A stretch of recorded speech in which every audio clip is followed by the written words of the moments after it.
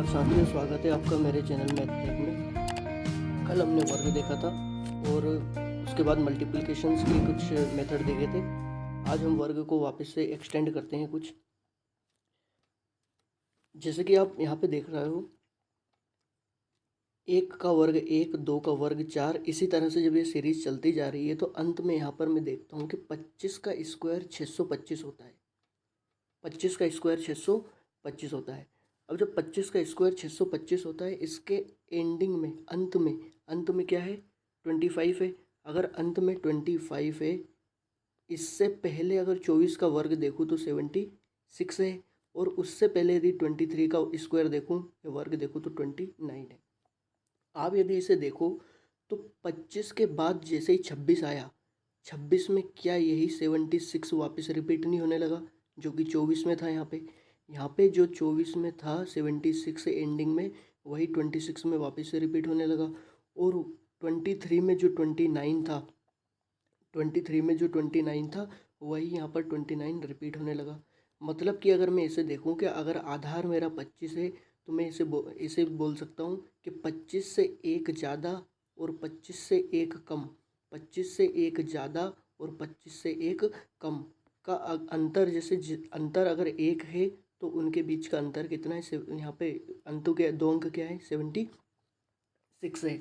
अंतिम दो अंक कितने हैं, 76 है।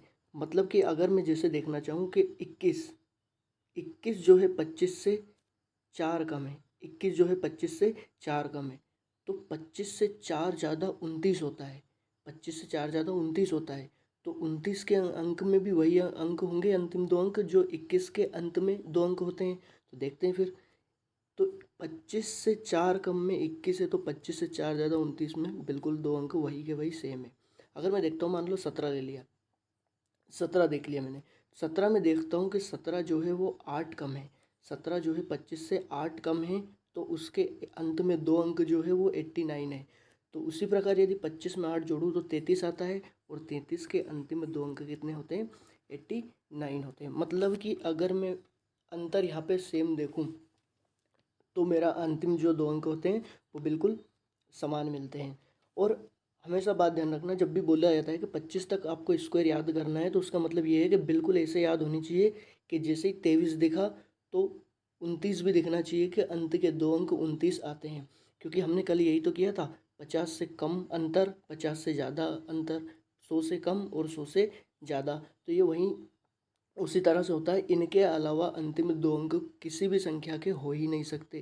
जैसे कि अगर मैं 69 देखूं तो यहाँ पे 69 कहाँ पे मिल रहा है भाई, 69 आप देखो 13 पे, क्योंकि ये 12 कम है तो 12 जोड़ दो 25 में, 37 आता है, 69 मिल जाएगा। किसी भी अंक को आप देख सकते हो, जैसे कि ये 16 है, कितना है, 16 है। 16 जो होता है, 16 जो है यहाँ पे 46 का वर्ग है, 21 16, और ये 4 कम है। भाई 4 कम है, किससे कम है, 50 से 4 कम है। आप या तो 25 से ज़्यादा देखो या 50 से कम देख लो, जिसके भी पास में हो। तो 50 से 4 कम है, तो 4 कम मतलब कि 4 का वर्ग जरूर होगा, तो 4 का वर्ग है अंत में 16। सीधी बात है, इसमें कोई दिक्कत नहीं। नेक्स्ट स्लाइड में इसमें कुछ क्वेश्चन देखते हैं ताकि और आपकी अंडरस्टैंडिंग क्लियर हो। जैसे कि एग्जाम में ऐसे क्वेश्चन आते हैं कि निम्नलिखित में से कौन सी संख्या पूर्ण वर्ग नहीं है। Which of this number are not perfect square. Not a perfect square या पूर्ण वर्ग नहीं है, मतलब कौन सी संख्या जो है कि पूर्ण वर्ग नहीं है। हमने एक बात देखी कि अंत के जो दो अंक है वो कभी भी चेंज नहीं हो सकते। अंत के दो अंक कभी भी चेंज नहीं हो सकते। अगर एग्जाम में मान लो फंसाए भी ना, कल हमने देखा था कि अंत में एक आ सकता है, 8 आ सकता है, 8 नहीं आ सकता, 1 आ सकता है, 0 आ सकता है। ऐसे हमने देखे थे, 4 आ सकता है, 6 5 ये आ सकते हैं। बट अगर मैं यहाँ पे देखूँ कि यहाँ पे एक तो है और 61 है यहाँ पे अंत में। अगर अंत में 61 है तो मतलब पक्की बात है एक वर्ग हो सकता है। कैसे, क्योंकि 61 आता है 361 19 के स्क्वायर में। किसके वर्ग में आता है, 19 के वर्ग में। तो 19 के वर्ग में है, मतलब कि ये संख्या मेरी आंसर हो सकती है। 81 भी मेरे आता है, 81 भी आता है मेरा 9 के स्क्वायर में। 9 के स्क्वायर में कितना आता है, 81। 25 भी आता है 5 के स्क्वायर में, ठीक है। 63, क्या 63 आता है किसी के स्क्वायर में, मतलब 63 आता है कि अंत में किसी के स्क्वायर में। बिल्कुल भी नहीं। 63 आता है क्या? नहीं आता। 6 8 89, 89 आता है तो बिल्कुल 89 किसके वर्ग में आता है? 1089 देखो, या फिर 17 का स्क्वायर देखो 289। या तो आप 17 का स्क्वायर देखो या फिर 33 का स्क्वायर देखो। 33 का वर्ग देखो या फिर 17 का वर्ग देखो। 89 यहाँ पे एंडिंग में आता है। अब यदि 84 देखूँ तो 84 मुझे एक सीधी बात पता है, 22 का स्क्वायर होता है 484, मतलब कि ये भी मेरा आंसर होगा। अगर मैं देखूँ 29 तो 29 729 देखूँ या 529, 529 देखूँ या 729, 29 आता है एंडिंग में। अगर मैं बोलता हूँ 73, 73 तो नहीं आता किसी के में, हमने देखा पूरी टेबल याद है अच्छे से। 73 तो नहीं आता किसी में। 31 भी नहीं होता। 23 होता है किसी में? नहीं होता 23। तो मतलब कि मेरे आंसर कौन से बने? 65 61, 82 81 और ये 7225, ये मेरे आंसर हो जाएंगे फिर, है ना। ये आई होप ये बात सब क्लियर हुई होगी सभी को। बढ़ते हैं नेक्स्ट स्लाइड पे। अब यहाँ पे हम देखते हैं क्यूब को या फिर घन को। जिस प्रकार हमने वहाँ पे देखा था कि वर्ग में अगर 1 का वर्ग करूँ तो 1 आता है, 2 का वर्ग करूँ तो 4 आता है, मतलब कि उनके अलावा कोई सी संख्या रिपीट नहीं हो सकती वर्ग इकाई के स्थान पर यहाँ पे इकाई के स्थान पर ये है कि सारे के सारे अंक आ रहे हैं। जैसे 1 का वर्ग 1 होता है, 2 का वर्ग 2 का क्यूब 8 होता है, 1 का क्यूब 1 होता है, 2 का क्यूब 8 होता है, 3 का क्यूब 7 होता है। जब मैंने देखा तो सारे के सारे अंक यहाँ पे रिपीट हो गए। 0 1 2 3 4 5 6 7 8 9, सारे के सारे अंक मेरे क्या हो गए? रिपीट हो गए। जैसे कि अगर यहाँ पे आप देखना चाहो तो 1 8 27 का 7 इकाई का अंक, ये 4 5 6 3 2, है ना, 9 और ये 0, मतलब सारी संख्या रिपीट हो रही है। आपको बेसिकली घन घन जो है वो 20 तक याद होनी चाहिए, या नहीं भी याद है तो हमने कल मल्टीप्लिकेशन की बढ़िया ट्रिक सीखी थी कि आपको अगर वर्ग भी आता है या गुणा भी करना है तो इतनी फास्ट तरीके से आप कर सकते हो, बहुत जल्दी हो जाएगा आपको। इसका हम यूज़ आगे देखते हैं 1837 का। जैसे कि आगे जो क्वेश्चन है यहाँ पे आप ये देख सकते हो कि ये क्वेश्चन बोल रहा है कि 21,952 किसका घन है? किसका घन है भाई? 21,952 किसका घन है? तो आप ये देखना चाहो कि घन अभी हमने देखा है। देखो अगर पिछली स्लाइड पे मैं आपको लेके जाऊं, पिछली स्लाइड पे आप चलो तो यहाँ पे आपको पता है कि जब भी 1 की घात 3 होगी तो मतलब इकाई का अंक 1 आएगा ही आएगा। जब भी 2 की घात 3 होगी तो इकाई का अंक 8 आएगा। 3 की घात 3 होगी तो इकाई का अंक 7 आएगा। 4 की घात 3 होगी तो इकाई का अंक 4 आएगा। 4 64 होता है ना, 4 आएगा। 5 की घात 3 हुई 5, 6 की घात 3 हुई 6, मतलब 4 5 6 का तो आपको याद रखने की ज़रूरत ही नहीं है। 7 की घात 3 हुई तो इकाई का अंक 7 3 आएगा। 8 की घात 3 हुई तो इकाई का अंक 2 आएगा, मतलब जैसे ही 8 की घात 3 दिखी आपको 512 दिखना चाहिए, इकाई का अंक 2 आ जाएगा। 9 की घात 3 जैसे ही दिखी आपको 729 दिखना चाहिए, और 729 में 9 होता है तो मतलब इकाई का अंक 9 आएगा। और 0 की घात 3 तो 9 ही होता है, 0 की घात 3 0 ही होता है। ठीक है, तो आगे बढ़ते हैं। अब जैसे कि ये संख्या थी अपनी 2, यहाँ पे स्टार्टिंग में है 2। ये बोल रहा है कि ये किसका परफेक्ट स्क्वायर है, परफेक्ट क्यूब है। तो मैं देखता हूँ यार 2 2 तो हमने अभी देखा कि 512 में आता है 2, 512, और 512 आता है 8 की घात 3। 512 जो होता है वो 8 की घात 3 होता है, मतलब पक्की बात है इस संख्या ये जो भी है मुझे नहीं पता, बट इसका इकाई का अंक वो है 8 रहा होगा। ये संख्या जो भी है इसका इकाई का अंक 8 रहा होगा, तो मैं इकाई के स्थान पे 8 लिख दूँ। इकाई के स्थान पे 8 लिख दिया, ठीक है। अब मैं चेक करता हूँ कि ये जो नंबर है 21,952, अब ये नंबर है 21,952। जब मैं देखता हूँ कि अगर मैं क्यूब देखूँ कि 1 का क्यूब से 10 का क्यूब, 10 का क्यूब 1000 होता है और 1 का क्यूब 1 होता है, मतलब कि ये संख्या तो 1000 से बड़ी है। ये संख्या 1000 से बड़ी है, मतलब कि मेरा आंसर 1000 से बड़ी है। तो अगर मैं देखूं अगर अगली चीज़ में तो मैं बोल सकता हूँ कि 11 का क्यूब। भाई 11 का क्यूब अगर देखूँ तो 1331, और 20 का क्यूब देखूँ क्योंकि 1 से 10 तक देखा तो 11 से 20 तक देख लेते हैं। तो 11 से 20 तक 20 का क्यूब 8000। ये अनुमान लग जाएगा जब बार बार प्रैक्टिस होगी। तो भाई इन दोनों के बीच, क्या ये नंबर इन दोनों के बीच है? क्या 8000 के बीच में? नहीं, ये तो 21000 है। मतलब सीधी बात आप कह सकते हो कि ये 21 और 30 के बीच में है, क्योंकि 30 का क्यूब मतलब 3 का क्यूब। इसे याद रख लिया करो, 30 का क्यूब मतलब 3 बार 0 आएगी आएगी, और 3 का क्यूब 27,000। मतलब कि ये संख्या जो है ये 21 और 30 के बीच में है। तो 21 और 30 के बीच में मतलब कि दो वाली लाइन चल रही है ना, 2 पे 21, 2 पे 2 22, तो 2 वाली लाइन चल रही है, तो मतलब ये 28 का क्या है? क्यूब है। 2 वाली, क्योंकि 2 21 और 30 के बीच में। जैसे इसका देखूँ मैं देखता हूँ 6 है स्टार्टिंग में क्या है? 6 है। और 6 कब आता है भाई? जब 6 ही हो, जब 6 ही हो तभी तो आता है 6। 5 का जब क्यूब करे तो 5 ही आता है, 6 का क्यूब करने पे 6 ही आता है, 4 का क्यूब करने पे 4 ही आता है। मतलब शुरुआत में तो 6 होगा। और वापस मैंने देखा ये 23,000 है, तो हमने अभी देखा कि 27,000 से छोटा है और 21,000 से बड़ा है। 27,000 छोटा और 21,000 से बड़ा, मतलब कि वापस से किसका वर्ग हो जाएगा? क्यूब हो जाएगा, ये 26 का हो जाएगा। इतनी बात क्लियर हो चुकी होगी। अब बढ़ते हैं आगे की ओर। जैसे कि आपको मान लो क्यूब निकालना है, तो आपको इतनी बड़ी वो नहीं कि याद ही करना है। जैसे कि मान लो मैं बोल दूं आपको, पहाड़े अगर आते हैं 20 तक या 25 तक यदि पहाड़े आते हैं तो आप 25 तक क्यूब में कोई प्रॉब्लम नहीं होगी, आराम से आप कर सकते हो। जैसे कि मान लो कल को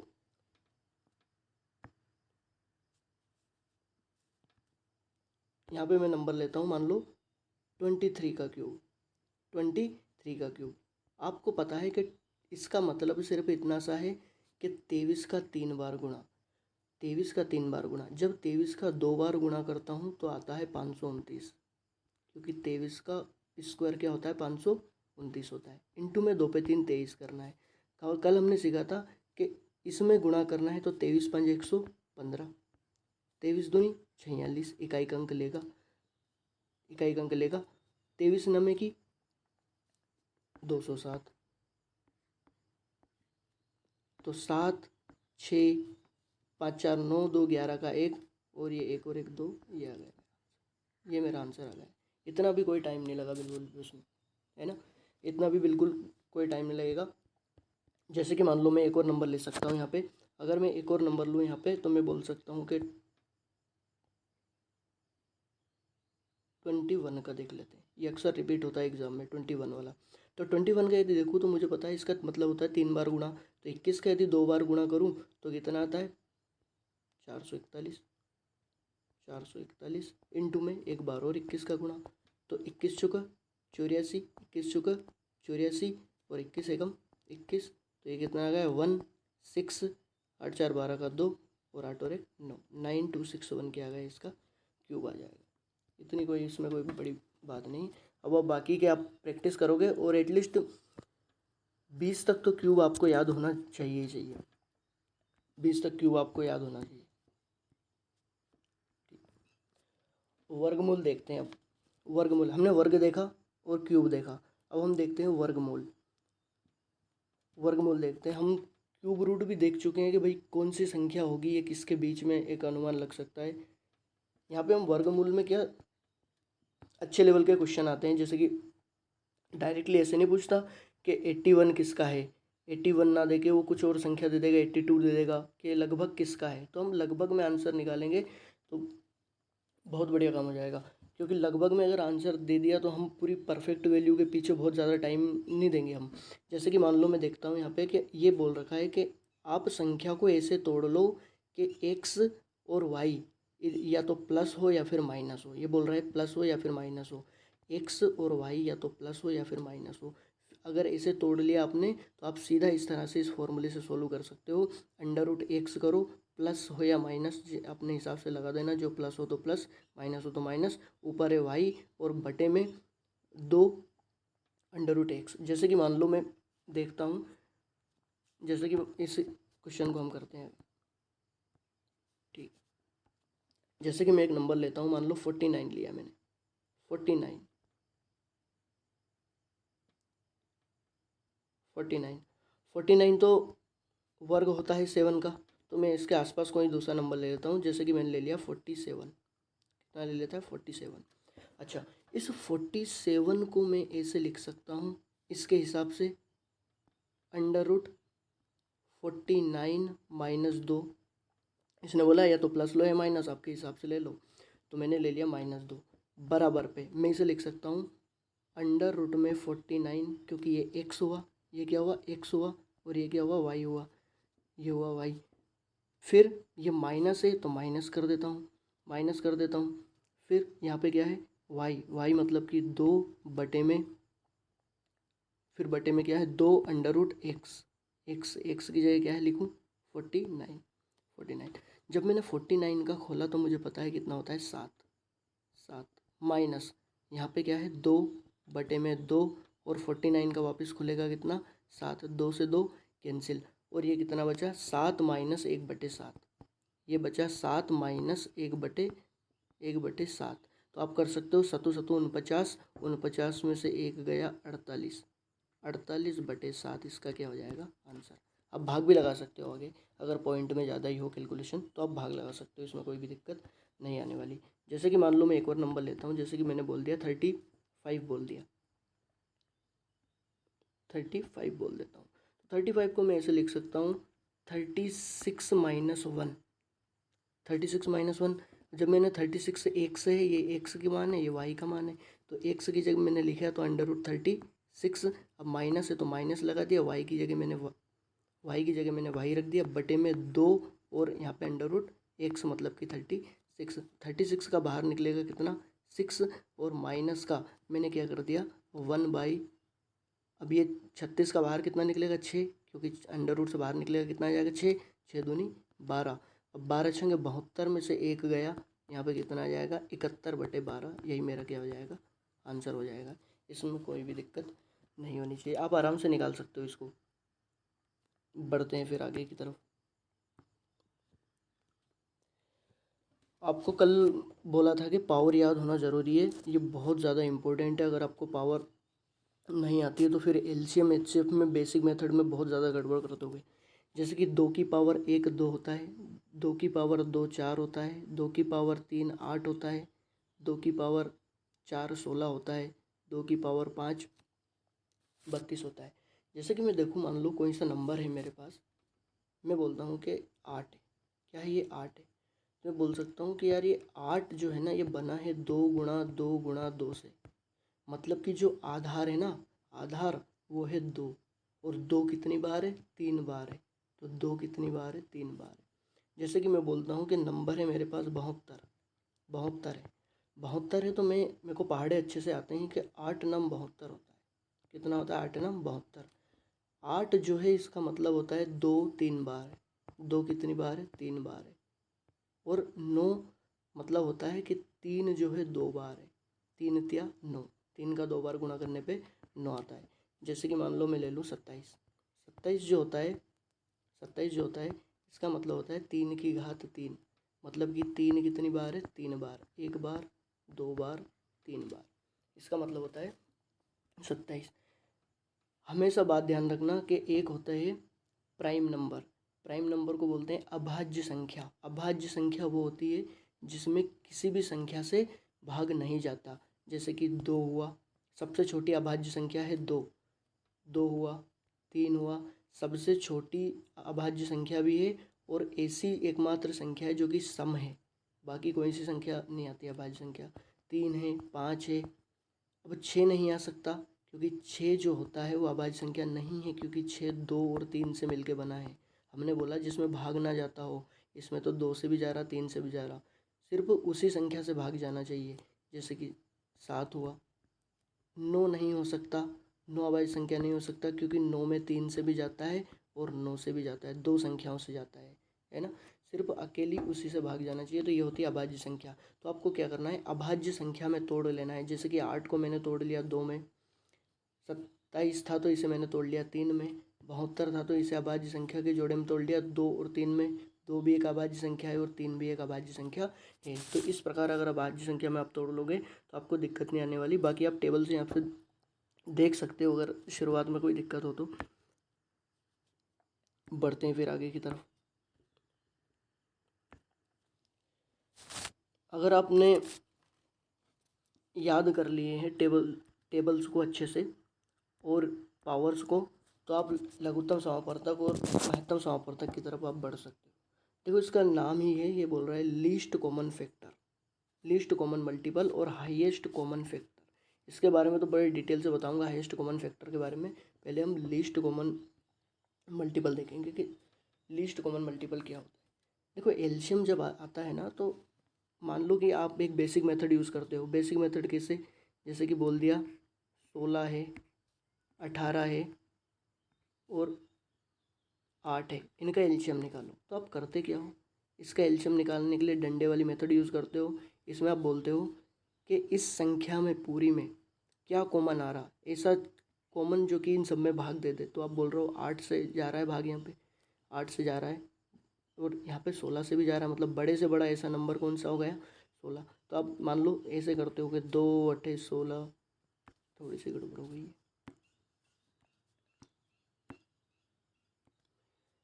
2 से आप भाग लगाओगे तो आप बोलोगे 2 8 16, फिर 2 इना में 18, 2 चौका 8, फिर आप भाग लगाने जाओगे 2 चौका 8, 9 में नहीं जाए तो ऐसा कैसे ही 2 दूनी 4। इससे बहुत ज़्यादा टाइम कंज्यूमिंग होगा। बट अगर आप यहाँ पे देखो तो 2 दूनी 4, 9, 2 एकम 2, बस ये ख़त्म होने वाला है। 2 एकम 2, ये 9 और एक ये 1। फिर आप 9 से भाग लगाने जाओगे। यहाँ पे आप ये बोल रहे हो यार यहाँ पे यही तो हो रहा है कि 2 कितनी बार है, 2 कितनी बार है भाई, 4 बार। तो हमने अभी जब देखा था पावर में, तो ये मैं वही तो बात थी कि जो 16 मतलब होता है 2 की पावर 4। 16 मतलब क्या होता है, 2 की पावर 4। तो जब भी मान लो ऐसा नंबर आ गया कि जैसे कि बोल दिया कि 16 18 और 8 का एलसीएम निकालना है, तो 16 18 8 का एलसीएम क्या होगा। तो आप ये बोलोगे कि जो 8 होता है ना, 8 वो 2 की घात 3 होता है। 2 की घात कितना होता है, 3। और ये 16 होता है, ये 2 की घात 4 होता है। तो हम बड़े से बड़ा नंबर लेंगे, ये 2 की घात 3 बिल्कुल भी नहीं लेंगे, क्योंकि 2 की घात 3 छोटा हो गया। बड़ा कौन सा हुआ, 2 की घात 4। तो हम 2 की घात 4 वाला ले लेंगे, 16। अब इस 18 के पास क्या है, 9 और 2 दोनों है। 9 दूनी 18 होता है, 9 और 2, क्योंकि आपको अभाज्य संख्या में तोड़ना है इसे। तो 9 और 2 दोनों है, बट 2 तो हम ले नहीं सकते, क्योंकि 2 इसके पास एक बार है और इसके पास 4 बार है, जो कि हम ले चुके हैं। तो बस एक बार है, वो क्यों लेंगे, बड़े से बड़ा नंबर लेंगे हम। और यहाँ पे क्या है, 9 है, 9 जो कि 3 की घात 3 होता है, मतलब हाँ अभाज्य संख्या है, तो 9 ले लिया। 16 में की 144 क्या हो गया, इसका एलसीएम हो गया। 16 में की 144 इसका एलसीएम हो गया। जैसे कि मान लो एक और अगला क्वेश्चन देख लेते हैं इसी में एक अगला क्वेश्चन देख लेते हैं थोड़ा सा।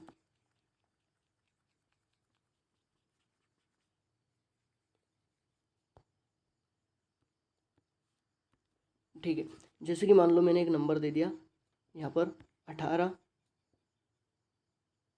12 और 15, इनका एलसीएम निकालना है।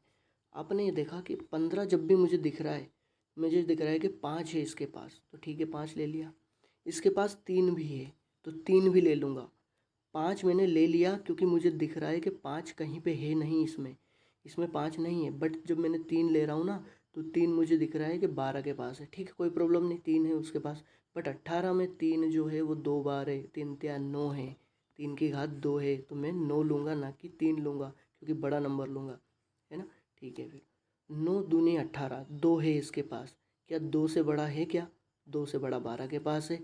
2 बार है इसके पास, 2 दूनी 4, इसके पास कितना है, 4 है। तो यही मेरा क्या हुआ, एलसीएम। 9 पंजे 45 और 45 चुके 180, ये मेरा क्या हो जाएगा, आंसर हो जाएगा। जैसे कि और आगे बढ़ते हैं, एक और एग्जांपल ले लेते हैं ताकि आपको समझ आ जाए थोड़ा सा।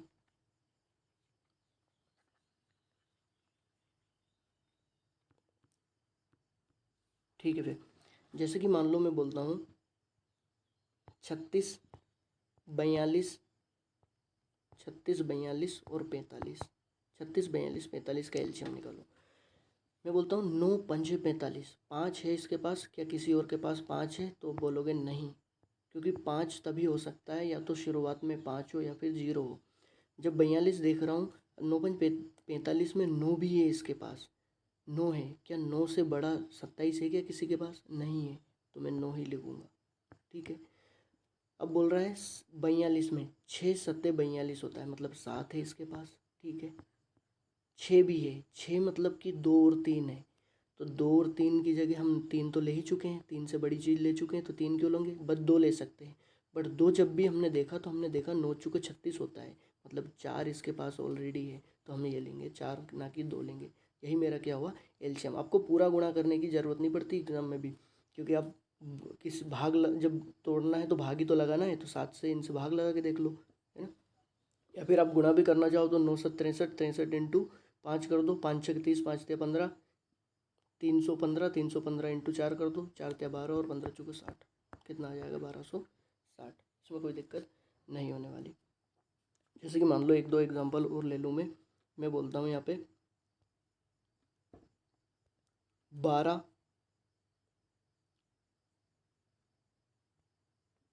27 और 36।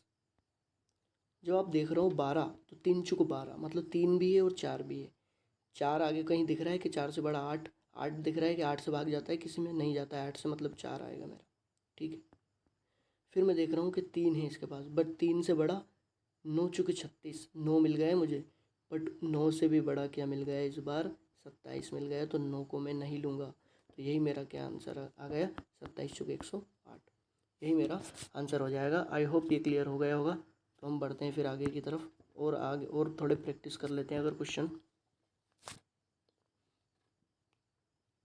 जैसे कि यहाँ पे मैं एक नंबर लेता हूँ 18, 18, और यहाँ पे लिख देता हूँ 46, और यहाँ पे 54।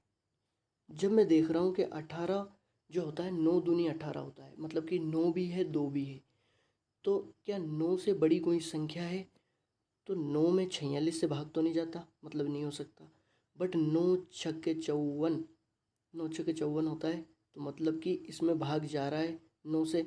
और मुझे पता है कि 27 दूनी 54 होता है, मतलब कि 9 से बड़ा मुझे 27 मिल गया, तो मैं 9 नहीं लूँगा। ठीक है। अब इसके पास 2 है, तो 2 जो है सभी के पास, देखो 9 छक्के, जब मैं देख रहा हूँ कि यहाँ पे 9 छक्के 54 टूटता है, 9 छक्के 54 मतलब कि 6, मतलब कि 3 गुणा 2, 6 मतलब कि 3 गुणा 2, तो 2 है इसके पास। 23 दूनी 46, इसके पास भी 2 है। 9 दूनी 18, इसके पास भी 2 है, मतलब 2 से बड़ी कोई संख्या नहीं है, तो सिर्फ 2 ही लूँगा। 2 से बड़ी कोई संख्या नहीं है। और यहाँ पे क्या है? 23 है, तो ये मेरा क्या हो जाएगा? आंसर हो जाएगा 23 इंटू 27 इंटू में 2, ये मेरा आंसर हो जाएगा। आप गुणा भी कर सकते हो, कोई दिक्कत नहीं। 27 दूनी 54, 54 इंटू 23 कर दो, 23 पंजे 115। और जब हमने सीखी है हर चीज़, जैसे कि आप 27 दूनी 54 करते हो, और 54 इंटू में क्या करना है? 2 पे 3 23, 23 पंजे 115, और 23 दूनी 46, 23 दूनी 69, 23 चौक 92, 92 इसमें जोड़ दो, 2421, ये आ जाएगा मेरा आंसर। इसमें कोई प्रॉब्लम नहीं होने वाली। मान लो मैं एक नंबर लेता हूँ 28 49 98। जब मैं यहाँ पे देख रहा हूँ कि जो 28 होता है ये 7 चुक 28 होता है, मतलब 7 इसके पास एक बार है, और 4, 4 मतलब 2 की घात 2 है इसके पास, तो 7 चुक 28, 7 मतलब एक बार है। बट इसके पास 7 कितनी बार है? 2 बार है, क्योंकि सत्तू सत्तू क्या होता है? 49, मतलब 7 क्या है? 2 बार है, तो 7 एक बार नहीं लूँगा, 2 बार वाला बड़ा लूँगा। 14 सतह की 98 होता है, 14 सतह की 98 होता है, मतलब कि मैं बोल सकता हूँ 14 गुणा 7, और यहाँ पे 14 को बोल सकता हूँ 7 गुणा 2, मतलब 7 कितनी बार था इसके पास? 2 बार, तो कोई प्रॉब्लम नहीं, जो बड़ा है वही लूँगा। तो 7 2 बार है, इसके पास भी 2 बार, तो वही 2 बार वाला मैंने 7 ले लिया। ठीक है। अब इसके पास 2 है, बट इसके पास 7 चुक 28 है, मतलब कि 4 है, तो मैं वही 4 लूँगा। बस इसमें गुणा करो, 4 चुक 16, 4 नाम 36। जैसे कि आप गुणा करोगे 4 चुक 16 और 4 नाम 36, तो कितना आ जाएगा? 6 9 1 196 मेरा क्या हो जाएगा? आंसर हो जाएगा। इसमें कोई भी प्रॉब्लम नहीं होनी चाहिए। बस, तो फिर आज की क्लास को यहीं समाप्त करते हैं। आई होप आपको समझ आया होगा। कल हम इसका और फॉर्मूले देखेंगे। एलसीएम हम स्टार्ट कर चुके हैं, तो कल इसे एक्सटेंड करेंगे हम। आप सभी का धन्यवाद, और अगर वीडियो अच्छा लगा हो तो लाइक कर देना और चैनल को सब्सक्राइब ज़रूर कर दें ताकि मैं इस चीज़ को कंटिन्यू कर सकूं। धन्यवाद आप सभी का।